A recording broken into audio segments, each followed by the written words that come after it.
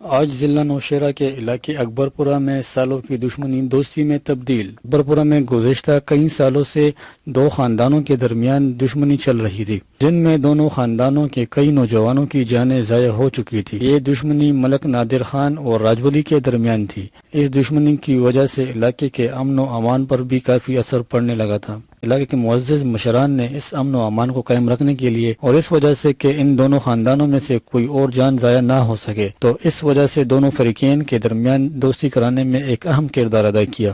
علاقے کے معزز مشران میں سے حاجی مصری خان، حاجی صلاح الدین، سید افتخار علی شاہ، سید ہدایت شاہ، سبز علی شاہ اور ڈی پی او نوشہرہ نے اہم کردار ادا کیا۔ جرگے کے دوران علاقے کے معزز علماء کرام نے موقع کی مناسبت احادیث پیش کیے اور دونوں فریقین کے خاندانوں کو آپس میں ملا کر یہ امید رکھی کہ آئندہ آنے والے وقت میں دونوں خاندان اچھا وقت گزار کے اپنے آنے والی نسلوں کے مستقبل کو خوشگوار بنا سکے۔ اور آخر میں دونوں خاندانوں کے لیے دعا کی گئی کہ دونوں خاندان آپس میں بھائیوں کی طرح زندگی گزارنے پر قائم رہ سکے۔